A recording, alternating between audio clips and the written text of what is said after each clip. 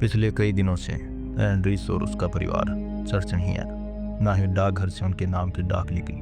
वो 4 अप्रैल 1922 का दिन था जब लॉरेंस, माइकल और जेकब अपने पास के हिंटरकाइफ फार्म पर अपने पड़ोसी एंड्रीस ग्रूवर के घर पहुंचते हैं। वहां सब कुछ खामोश था।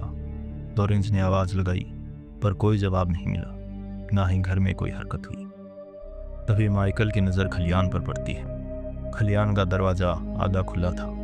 वो तीनों खलियान पहुंचे और उनकी आंखों के सामने जो था उसे देखकर उनकी रूह कांप गई। खलियान की सूखी घास और ज़मीन खून से सनी थी और 4 लाशें घास में आधी दबी थी। ये देखकर माइकल और लॉरेंस घर की तरफ दौड़े।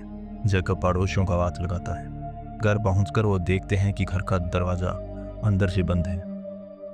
माइकल और अन्य लोग दरवाज़ा तोड़ने को कहते हैं और लॉरेंस दरवाज़ा तोड़ने की बजाय किसी दूसरे रास्ते से घर में दाखिल हुआ और दरवाज़ा खोल दिया।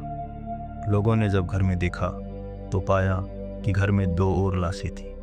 पुलिस को खबर दी गई कि ब्रेविया के हिंटरकाइफ फार्म पर 6 लोगों की लाशें मिली। पुलिस घटनास्थल पर पहुंची और केस शुरू हुआ।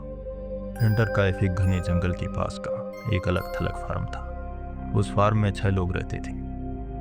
एंड्रीस ग्रूवर उम्र 63 साल, वो घर का मुखिया था। उसकी पत्नी सिजेलिया ग्रूवर उम्र 72 साल, उनकी बेटी विक्टोरिया गैब्रियल जिसकी उम्र 35 साल थी और विक्टोरिया के 2 बच्चे। बड़ी बेटी सिजेलिया जिसकी उम्र 7 साल थी, उसका नाम उसकी नानी के नाम पर रखा गया था, और बेटा जोसेफ जो 2 साल का था। इसके अलावा नई काम वाली मारिया जो कुछ दिन पहले ही काम पर आई थी। विक्टोरिया के पति की मौत हो चुकी थी और इसलिए वो अपने माँ बाप के साथ रहती थी। पुलिस सबसे पहले खलियान पहुंचती है और देखती है कि 4 लाशों को घास के बीच एक के ऊपर एक करके रखा गया है। खून पूरी तरह से सूख चुका था। लाशों की हालत और सूखा खून देखकर पुलिस इस बात का अनुमान लगाती है कि हत्या 3 से 4 दिन पहले की गई होगी। लाशों के सर और चेहरे पर किसी धारदार हथियार के गहरे घाव थे। हमला किसी धारदार हथियार से अचानक और नज़दीकी से किया गया था। पुलिस घर के अंदर जाती है और देखती है कि 2 साल के जोसेफ की हत्या भी सर पर वार करके की गई थी। नई काम वाली की लाश भी घर में उसी के कमरे में मिलती है। पर जो सबसे अजीब और हैरानी वाली बात थी वो ये कि हत्या को 3 से 4 दिन बीत गए थे, पर जानवरों की चरनी में अब भी पर्याप्त चारा था और ना ही वो प्यासे लग रहे थे। इसके अलावा घर की रसोई में खाना बनाया गया था और चिमनी में आग जलाई गई थी। घर का कीमती सामान वैसे का वैसा था। ये देखकर लग रहा था कि ये लूटपाट या अचानक से किया गया अपराध नहीं था, बल्कि सोच समझकर और जानबूझकर किया गया था। हत्यारा हत्या करने के बाद कई दिनों तक लाशों के साथ रहा। उसने जानवरों को चारा और पानी दिया, घर की रसोई में खाना बनाया और घर की चिमनी में आग जलाई, और शायद आज सुबह पड़ोसियों के आने तक वो घर में ही था। आसपास के लोगों से बात करने पर कुछ लोगों ने पुलिस को बताया कि एंड्रीस ने कुछ दिन पहले घर के सामने बर्फ पर किसी अजनबी के पैरों के निशान देखे जो जंगल से घर की तरफ आ रहे थे, पर वापसी की कोई निशान नहीं थे। उसने ये भी कहा था कि उसके घर की एक चाबी गायब है और उसे घर में एक अखबार मिला जो उसने या किसी और ने नहीं खरीदा था, और ये भी कि उसे रात को अपने घर में अजीब आवाज़ें सुनाई देती, खास करके अटारी में। पुलिस के पूछने पर लोगों ने कहा कि उन्होंने खुद अपनी आंखों से पैरों के निशान देखे थे, और जांच करने पर पता चला कि घर की पुरानी काम वाली ने कुछ महीने पहले ही काम छोड़ दिया था।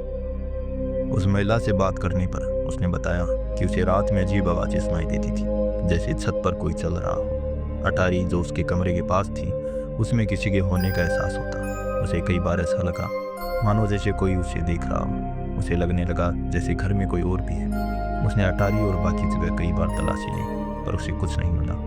उसे लगने लगा जैसे घर में किसी आत्मा का साया है। उसने घर वालों को इस बारे में कहा पर किसी ने कोई ध्यान नहीं दिया। उसकी बेचैनी और डर बढ़ता गया और आखिरकार एक दिन उसने काम छोड़ दिया। पुलिस ने जब घर की तलाशी ली तब अटारी में उन्हें हत्या का हथियार मिला। वो खेती में काम आने वाला कुदाल था जो उसी घर का था। पुलिस को आगे की जांच में पता चला कि एंड्रीस और विक्टोरिया पर पहले से आपराधिक मामला दर्ज है। 1915 में एंड्रीस पर आरोप लगा कि उसने अपनी बेटी विक्टोरिया के साथ शारीरिक संबंध बनाए। ये कोई छोटा मोटा आरोप नहीं था। यह आरोप था कि उन दोनों ने अपनी सहमति से संबंध बनाए थे, जो उस वक्त कानूनी अपराध था। मामला अदालत में गया और जब आरोपों की जांच की गई तब आरोप सच साबित हुआ। अदालत ने एंड्रीस और विक्टोरिया को दोषी पाया और उन दोनों को सजा हुई। एंड्रिस एक कठोर और गुस्सैल व्यक्ति था। वो पहले से ही सामाजिक रूप से ज़्यादा लोकप्रिय नहीं था। कई लोगों के साथ उसके तनाव थे। इस मामले के उजागर होने के बाद परिवार की सामाजिक छवि खराब हो गई और कई पारिवारिक संबंध टूट गए और इस वजह से ग्रूबर परिवार सामाजिक रूप से अलग थलग हो गया। इसके अलावा विक्टोरिया के बेटे को लेकर अफवाह थी कि उसका पिता कौन है। विक्टोरिया का पति 1914 में प्रथम विश्व युद्ध में मारा जा चुका था, जिसकी की आधिकारिक पुष्टि भी हुई थी। हालांकि कुछ लोग ये मानते थे कि लॉरेंस ही जोसेफ का पिता है। पिछले कई सालों से उसके विक्टोरिया के साथ संबंध में होने की बात लोगों के बीच थी। कई लोगों ने उसे विक्टोरिया के साथ देखा था और उसने विक्टोरिया से शादी करने का प्रस्ताव भी रखा, पर विक्टोरिया के पिता ने मना कर दिया। और कुछ लोगों का यह भी कहना था कि सुबह घर में दाखिल होते वक्त लॉरेंस का व्यवहार अजीब था। वो किसी रास्ते से घर में गया और उसने दरवाज़ा खोल दिया। उसने जोसेफ के मर्द शरीर को अजीब ढंग से छुआ। इन बातों को सुनकर पुलिस को लगा जोसेफ लॉरेंस का बच्चा हो सकता है। विक्टोरिया के साथ संबंध बिगड़ने पर ईर्ष्या और अपमान के कारण उसने ही हत्या की। वो पड़ोसी था, इसलिए उसके पास हर चीज़ की जानकारी थी। पुलिस ने लॉरेंस से पूछताछ की, पर उसके खिलाफ कोई ऐसा सबूत नहीं मिला जो उसे दोषी ठहरा सके। बाद में लॉरेंस ने अदालत में ये मुकदमा भी किया कि उसे गलत आरोपी ठहराया जा रहा है। पुलिस के पास उसे दोषी ठहराने के लिए कोई सबूत नहीं था। इसके अलावा कुछ लोग ये मानते थे कि एंड्रिस ही जोसेफ का पिता है और इसलिए ही उसने विक्टोरिया और लॉरेंस की शादी के लिए मना कर दिया। हत्या को लेकर एक अफवाह ये भी थी कि विक्टोरिया का पति कार्ल गैब्रियल जिंदा था। वो जंग से भाग गया था और कहीं छिपकर रह रहा था, और जब उसे विक्टोरिया के नाजायज संबंध के बारे में पता चला तब उसने उन सबको मार डाला। बर्फ में बने वो पैरों के निशान उसी के थे। पुलिस ने तथ्यों के आधार पर इसे महज एक अफवाह माना, क्योंकि ऐसा कोई सबूत नहीं मिला जो कार्ल गैब्रियल के जिंदा होने की पुष्टि कर सके।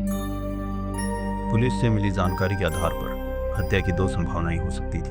पहली, पैरासाइट के लिए, जो उस दौर में आम बात थी। कोई पैरासाइट किलर उनके घर में घुसा।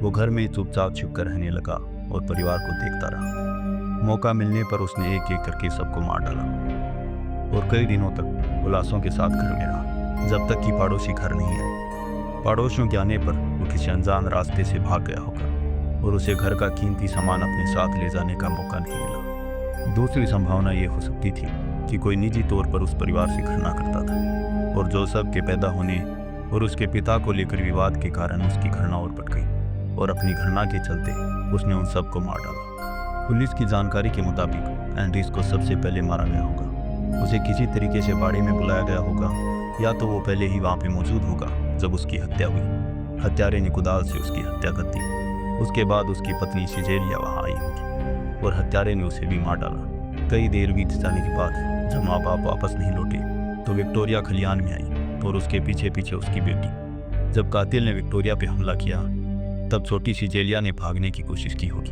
क्योंकि सबसे दर्दनाक मौत उसी की हुई थी।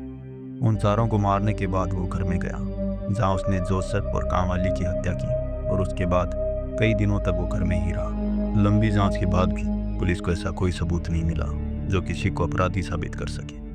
हत्या निजी और योजनाबद्ध ढंग से की गई थी, ये तो सब जानते थे। ये भी सच था कि कातिल घर, परिवार और लोगों को जानता था, पर वो कौन था ये कभी पता नहीं चला।